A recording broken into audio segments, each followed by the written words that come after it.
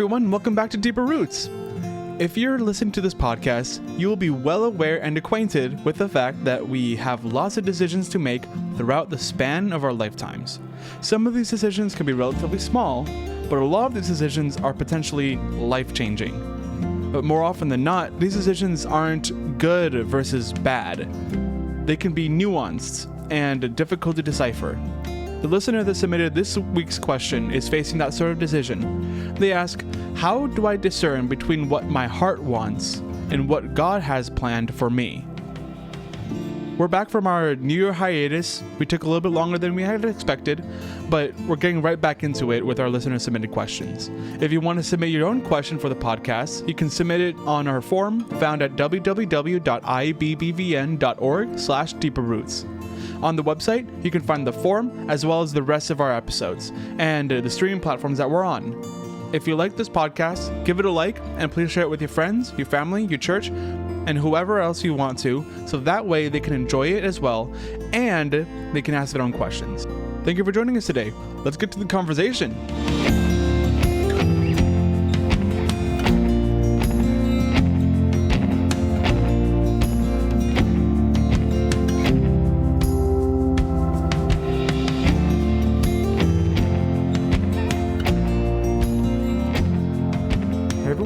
Back to Deeper Roots. I want to thank everyone for joining us again. We're back from our hiatus. We have myself, we have Esther here, and we also have Pastor Louise joining us again in the new year.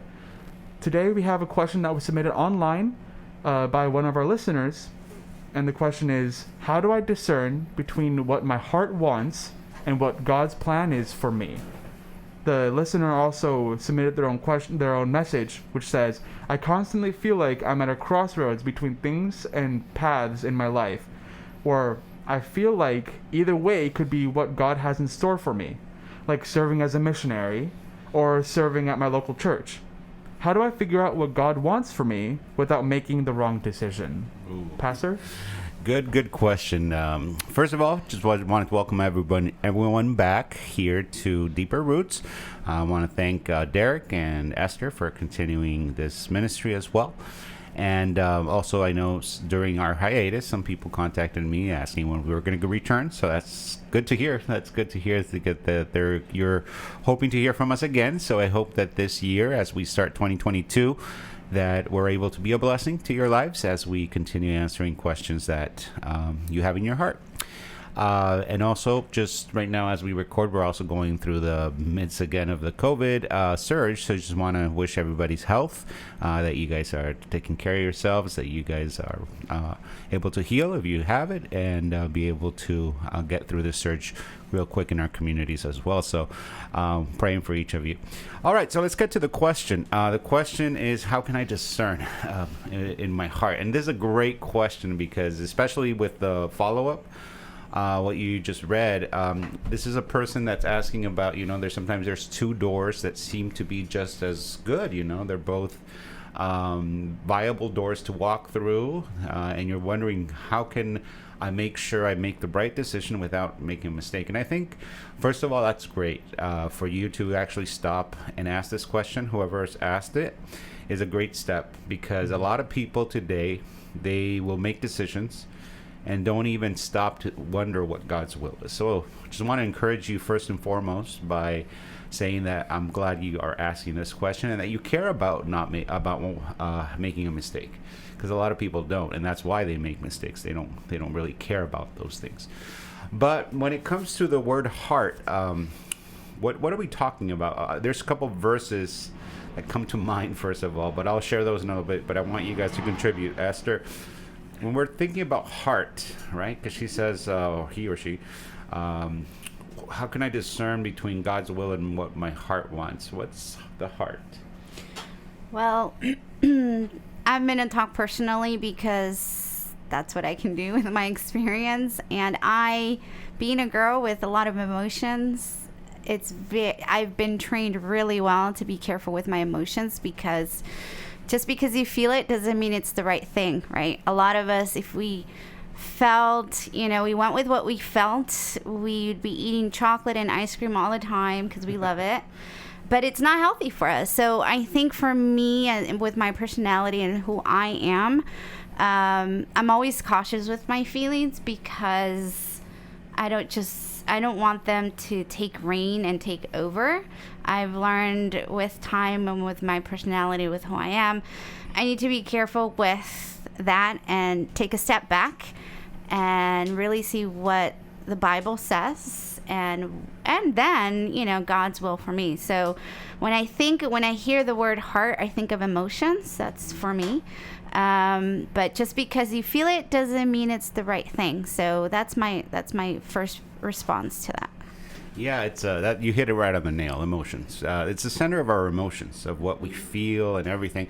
In the Bible, it's interesting because today we have a lot of terminologies that is being used and thrown around there. Like I was teaching the young people on Friday about mental health and emotional well-being. In the Bible, it's all wrapped up into one, which is called the inner man, right? So it's the inner man. But the heart, when it refers to the heart, it's talking about that emotional part of our inner man, our feelings. But also the inner man is the thoughts, which is the mental part as well. And our thought life and how that relates to the word and the promises and belief and unbelief and stuff like that. So when it talks about heart, we're talking about emotions, right? Emotions. Derek, can emotions lead us astray? 100%. All right. Why 100%. would you? Maybe the question might be obvious, but just develop that for us. Why? When we are using our emotions to lead us, to guide our decision making and what we want, it can definitely just make us stumble. When, for example, like you use your emotions when you are seeking after a person, right? Let's say the romantic interest, right? And this person might not be the best person for you, but your emotions get in the way, and then you end up making the wrong decision, and it could potentially be that you let this person go because your emotions say you're scared to even make the first move. Or you end up being with this person and then they cause you a lot of turmoil because they weren't the right person for you. Both of which case were led by emotions. Obviously, like, your emotions do start off the decision-making process when it comes to this kind of stuff, but eventually you're going to have to move past your emotions and into seeing God's will, into seeing compatibility and more of those kind of things. But emotions might be a good jumping off point, but you need to start looking further than your emotions if you're going to start making the decisions. Yeah. I think like what you just said is also, again, there can be both sides of the spectrum also when it comes to the emotions to making decisions. So like you said, fear is an emotion, as well as spontaneity and not carelessness is also something just led because, I want this, I'll do it. It doesn't matter whether I think about it or not. And either one is, again, going back to the first horse of 2022, it doesn't matter which side of the horse you fall off. It's still wrong if you're being led by emotions, whether it's fear or whether it's not even thinking about what you're going to do and just doing it off of impulse and your emotions. So let me share a couple verses. When I think of the word heart, immediately two verses come to mind. First of all, Jeremiah 17:9. It says, "The heart is deceitful above all things and desperately wicked. Who can know it?" And when you talk about unflattering language, I mean, that's pretty unflattering, and the Bible says that our heart is deceitful, that it is trained in being able to lead us the wrong way, to lie to us, to trick us, to make us see things that are not there, believe things that are not true. And then it says desperately wicked.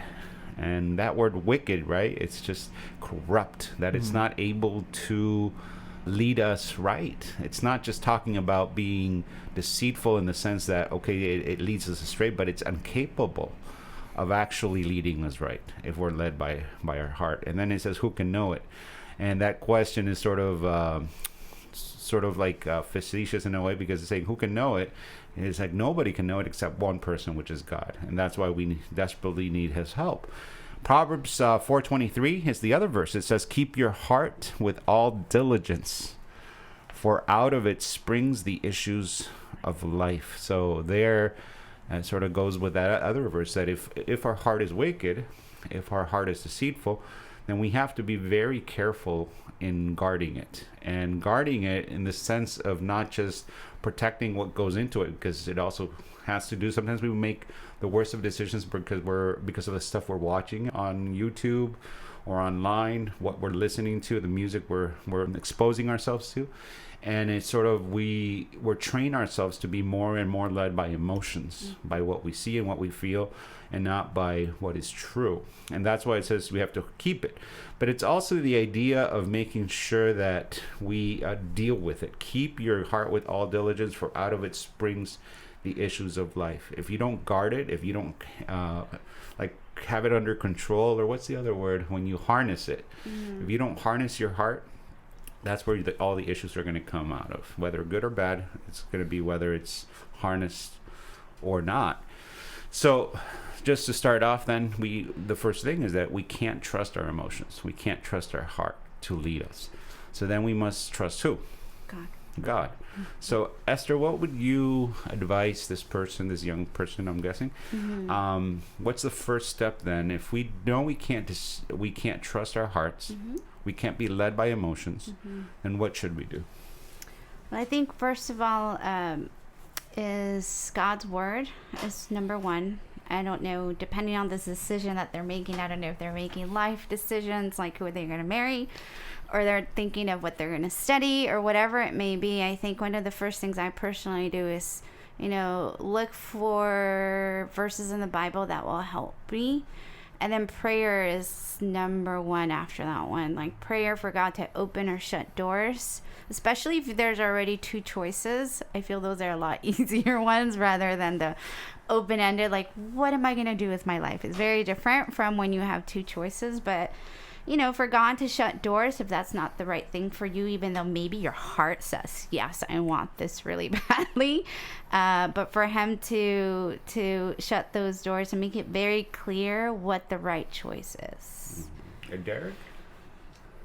You have to, you have to give, you have to stop the preacher in me, because if not, I could take up the whole hour. I feel like I need to hear the question one more time. So basically, when we're talking about the heart is deceitful, we can't trust it. So then the question is, where do we start off then? If we know we can't trust, what's the first thing we should then do when we're facing a very difficult question? Okay, number one, don't trust my heart.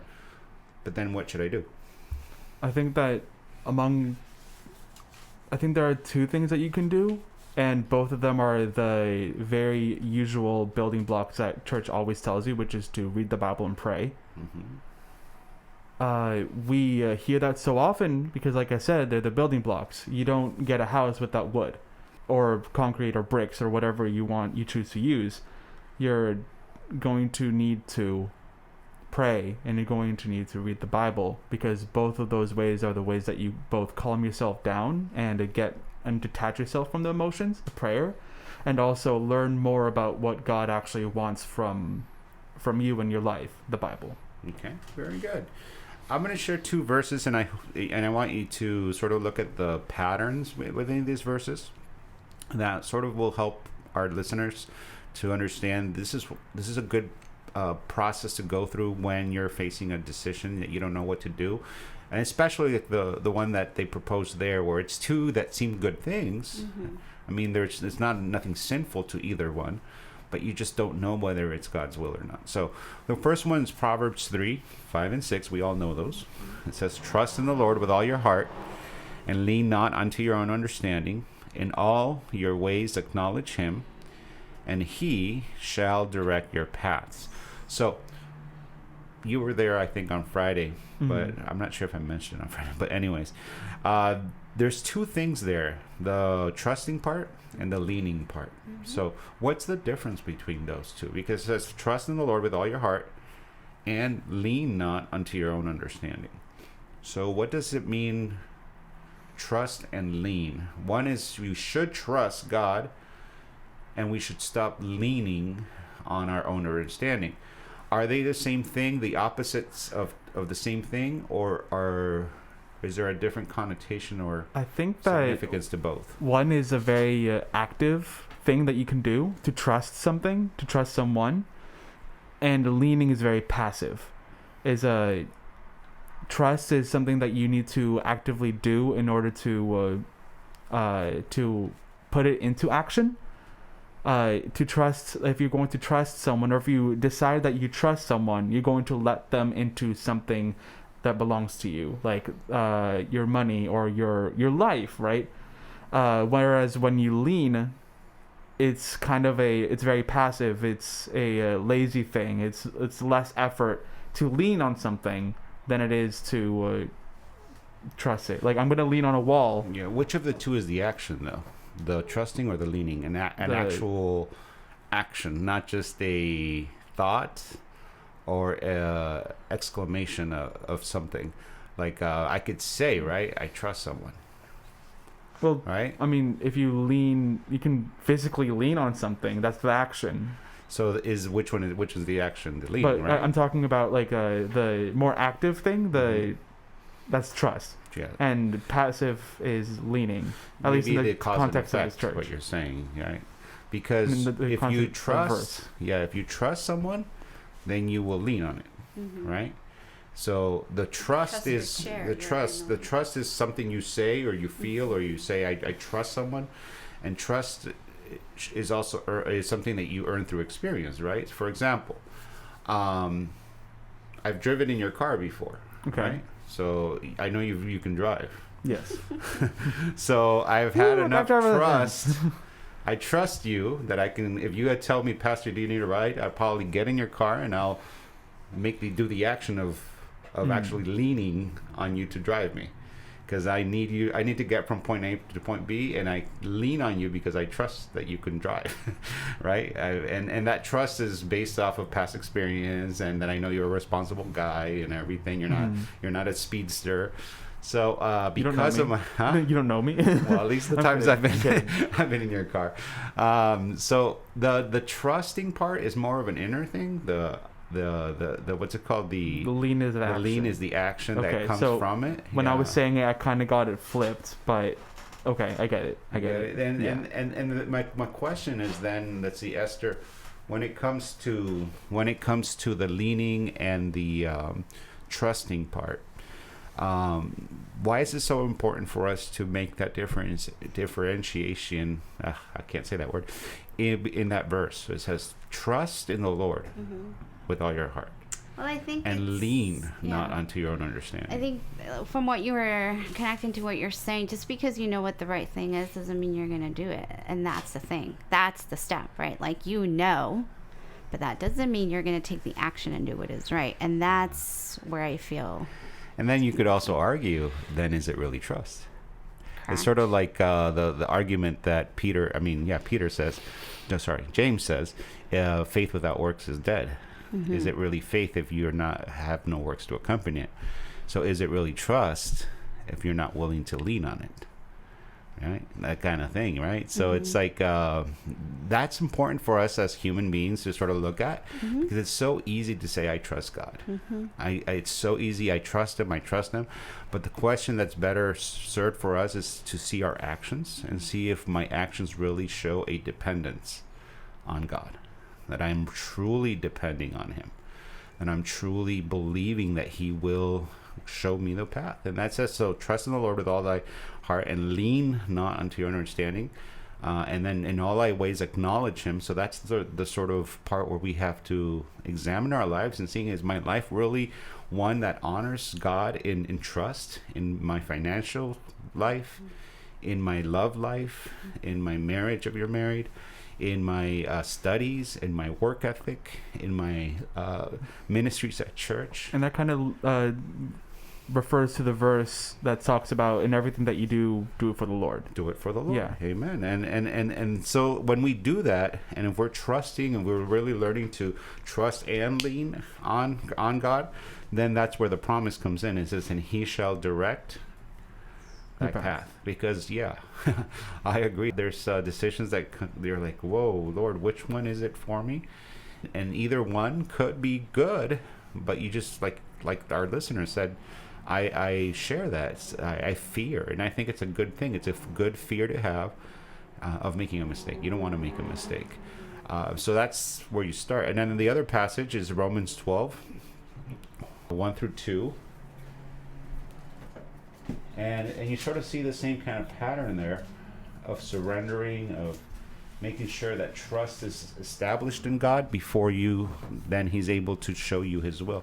Could you read it for us, Esther? Romans 12. Yeah, 1 through 2. I beseech you, therefore, brethren, by the mercies of God, that you present your bodies a living sacrifice, holy, acceptable to God, which is your reasonable service.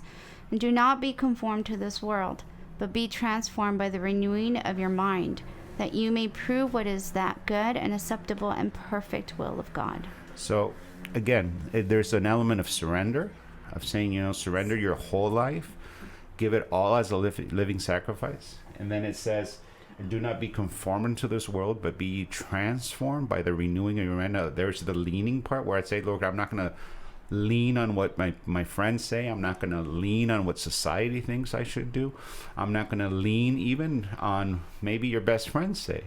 I'm going to lean on you, and I want you to transform my thinking to be whatever it is. And it takes a lot of courage to say, Lord, please change my thinking if I'm wrong about this. Change my thinking about that. That's a good prayer to start. And say, and show me your path, because that's the promise at the end. It says, and so that you may prove what is good and perfect will, the good and perfect will of God. And that's worth mentioning right there, that God's will is always going to be good, and it's always going to be perfect. And even in the things, let's be honest, Derek, I'll ask you, even in the things that we know to be God's will, do we always obey?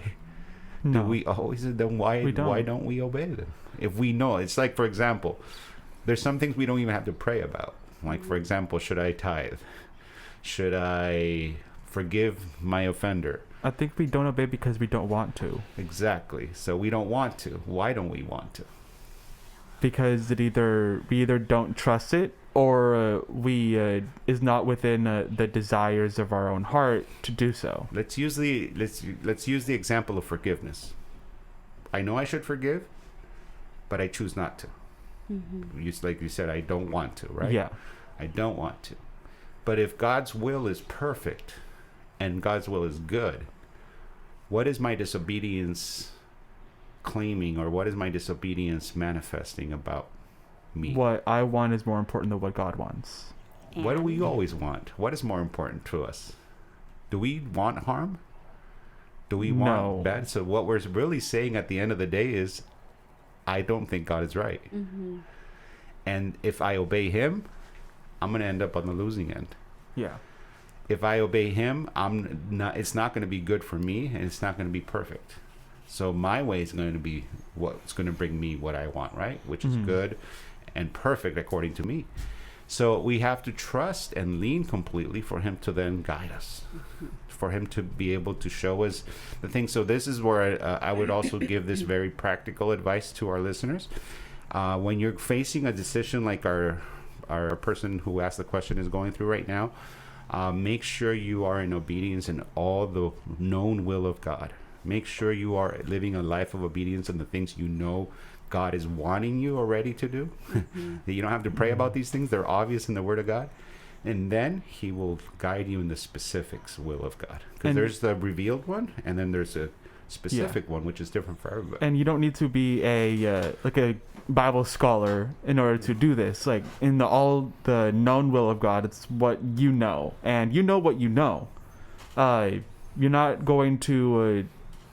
if there is something like in the Bible that you haven't read yet and you didn't know that this was a sin, that's obviously something different. But that is also your responsibility to know as much as you can. But, yeah. I also believe that if it's a big decision, or maybe it's your first time, taking these steps, I also advise checking in with your leader, because they'll hold your hand through it, like baby steps. They'll be like, okay, did you do this? And did you pray about it? And did you? And they'll hold your hand as you go through it and help you maybe ask the questions you need so you can reflect and take it to prayer. in your studies, whatever you're studying. I think that could also be support for you as you make a decision. And I love that advice. It's a practical advice. Include people to pray for you as you're making that decision, and ask them to remind you also of truth in the scriptures that will maybe lean you one way or another, right? And it's very important to take that step, I think, to share decisions with other people so that they can pray with you and help you know exactly what God's will is for your life. Another practical thing I would also add is you mentioned open doors and closed doors. I think there's two other elements I would say too when trying to discern God's will. If you're already leaning on him, trusting him in all your ways, you're letting him renew your mind according to his will, and then now you're facing this decision. Look for two things, like you said, open and closed doors, number one, and then peace. Peace in your heart about that decision. When it comes to open and closed doors, my advice always is this: when you're facing choice A and choice B, be honest with yourself and ask yourself, is there one that my heart is leaning towards? And that means, is there one that I desire more than the other? And be honest about it. Maybe it's, do I go to this school or do I go to this school? Which is God's will for me? And maybe you say, well, I'd really like to go to this one because of the friends and blah, blah, blah, but this one has this. And you have this decision, and maybe you already know which one your heart wants, but you want to make sure that God approves, right? So then my advice is start praying against that one. And what I mean by that is just saying, Lord, I want this one. For example, I want to go to Yale, but Stanford's here too, but Yale is really the one I want. But God, if it's not your will, please block it. Please do something. Show me something that will show me that this is not for me. Even though I want it, I ask you, Lord, to please block it. I maybe some people use the word, I give you permission, God. It's weird. But what you're saying is, God, please, I'm asking you to interfere. I'm asking you to interfere some way or somehow to show me this is not the place for me. And that takes guts, because we don't like to pray against things we want. We like to pray for the things we want, right? But it's a good, healthy habit to do. And then the second thing, when it comes to peace, that's another thing that you can say, Lord, please take away my peace about one or the other. Don't give me peace. Even if it's the one I want and things keep going, but there's no peace, maybe that's the way God is leading. And those are two very good indicators of where God is leading you. I did want to address a couple of things I noticed about the question. So this person was also talking about specifically like missionary or serving at my local church. This is something that I've actually been dealing with a lot myself, because I've been thinking, do I want to stay here at my local church or do I want to go serve at Wolf Mountain, right? It's not necessarily the same thing as missionary work, but it does involve going away for a mission field. So one of the things I do want to bring up is there other parts of your life that are affecting this decision? Like, is it your home life that makes you want to go away? Or is it your comfort here that makes you want to stay? Is it the fear of leaving home or leaving your home church that prevents you from going to the mission field? Or is it the fact that you're comfortable here at home? So are you comfortable here at home and you don't want to go out to the mission field, or the other way around? I can't come up with the opposite of that situation, but I think you understand what I mean. Analyze your life. You know your life. I don't know your life. We don't know your life. But take a look and take a good, honest look at yourself and see, is there something else in my life that is affecting this decision? And can I isolate this decision on its own? It's much easier said than done. Like, you're going, if you're anything like me, you're going to start saying, oh, I want this. Oh no, but this. I mean, you can say that about both sides. And it's something that I'm actually still struggling with myself. So this question actually really resonates with me too. So just remember that you're not as simple as this decision. You have a whole bunch of things going on in your life that you, in your best interest, need to address. And God is going to be there and he's going to be the one guiding that decision and opening the doors and closing those doors. And if you really want to go to be in the mission field, pray against it. If you really want to stay home, pray against it, and then God will open and close those doors as he sees fit. Yeah.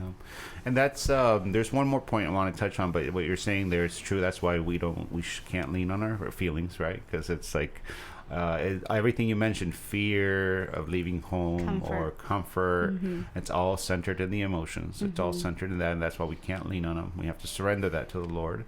When it comes to that specific question that she's saying, I think there's one more point worth mentioning, because try to answer it in a very broader sense so that it would apply to most listeners.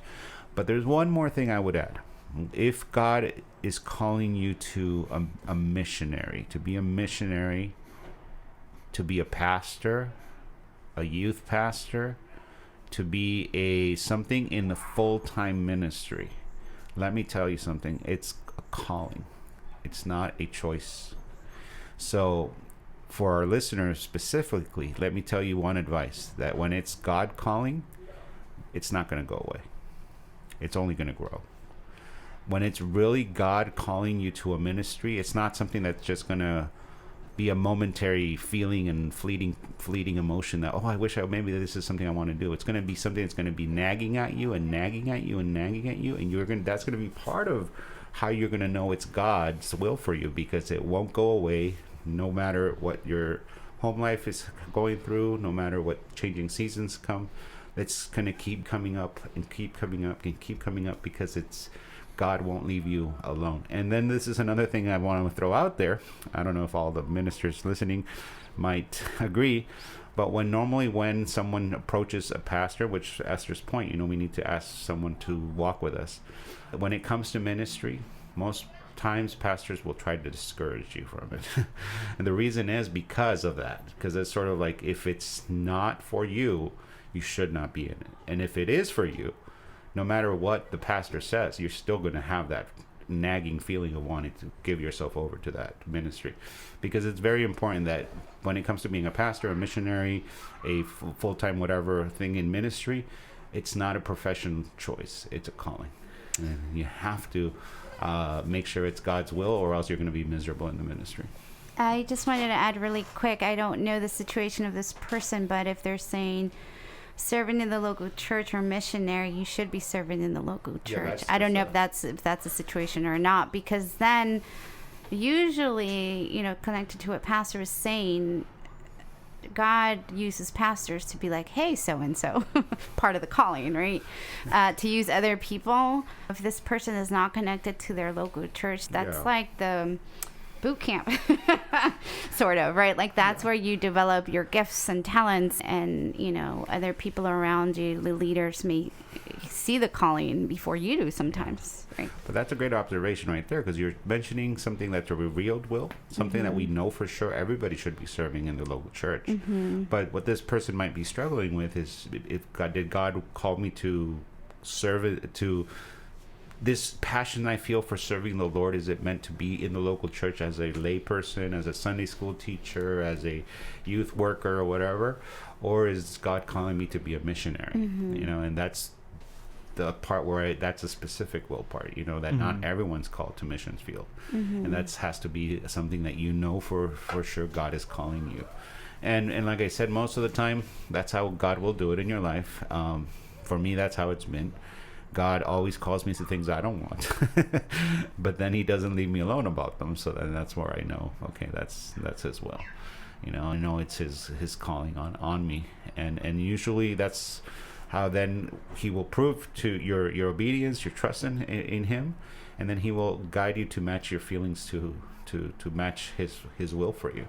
Because feelings do count. I mean, they do count, but they just have to be surrendered to the Lord so he can change them, so that then you can enjoy what he's calling you to, so you can be happy in what you're doing, and not the other way around, where you're just being led by what you think is going to make you happy, and then just to find out it's empty, a void, or like Solomon would say, vanity of vanities, like air trying to capture the wind.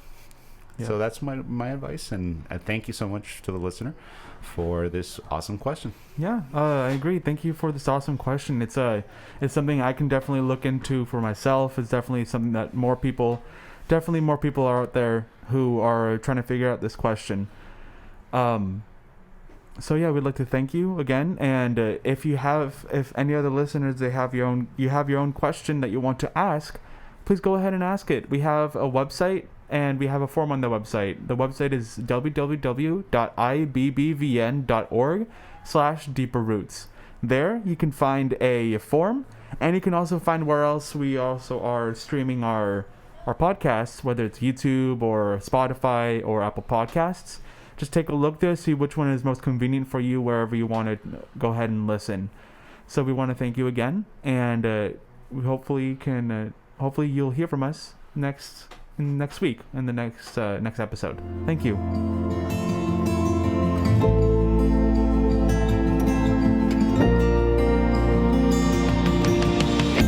Thank you for listening to Deeper Roots.